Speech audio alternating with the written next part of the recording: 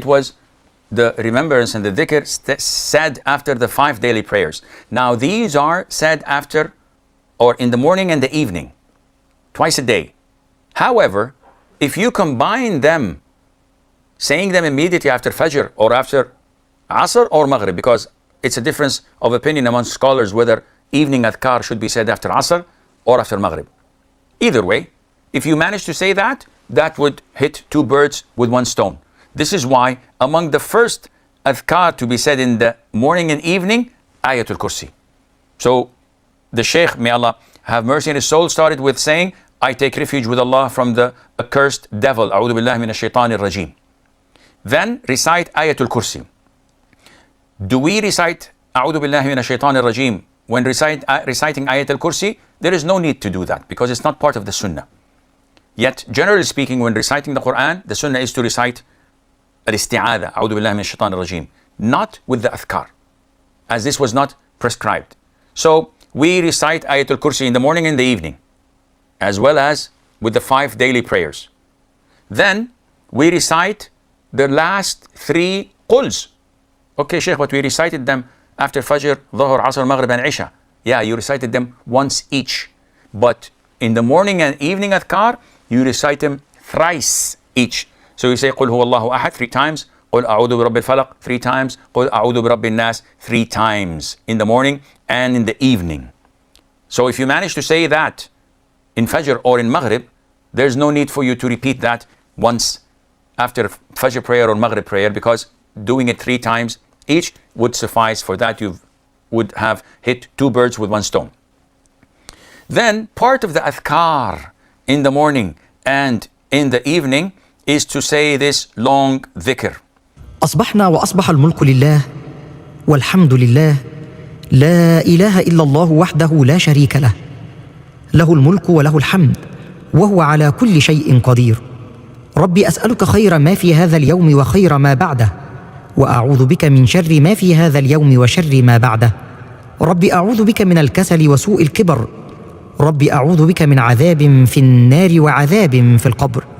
We have reached the morning, and at this very time unto Allah belongs all sovereignty and all praise is for Allah.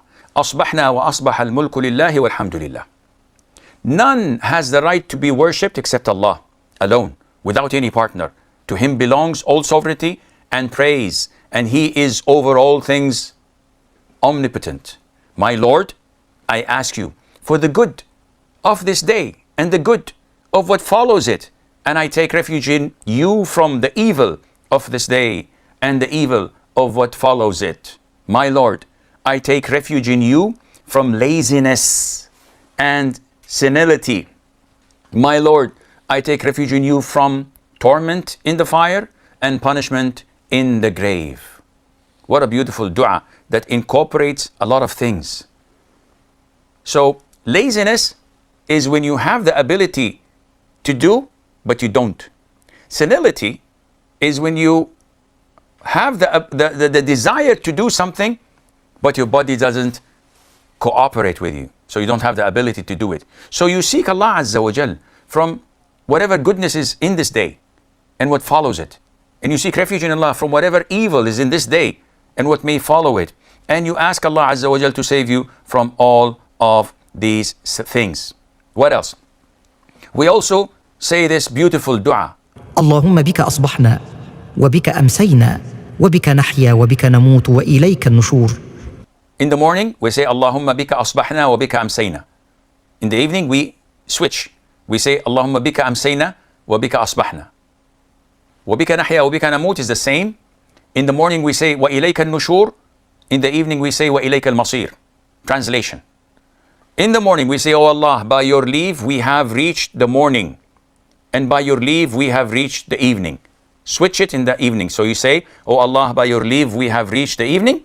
And by your leave, we have reached the morning. And then it goes on to be the same. By your leave, we live and die. This is unchanged in both morning and evening. But the conclusion, in the morning you say, and unto you is our resurrection. And in the evening you say, and unto you is our return. What does this cement in us? It cements that this is our inevitable destination. This is our fate. We are born to die. We are born to die. Nobody lives forever. The jinn, the humans, they all die. So once you have this as a way of life, once you live knowing that you're about to die, do you think you will be able to steal, to kill, to lie, to cheat, to harm others, to neglect your obligations, not to worship Allah? Do you think you're going to skip prayers or fasting Ramadan or not giving zakat on time? No way. Because you know that you're about to die and your death can be seconds away from now. There are so many videos being circulated of scholars and da'is giving an oration or a speech, and while doing it, they die. People praying in the masjid, they die. Did any one of them expect that? No. Neither do we. But when you frequently say this dua and acknowledging that, hey, I'm about to die, I don't know when, definitely this would reflect on your style of living and how you deal with life and death, and Allah Azza wa Jal knows best.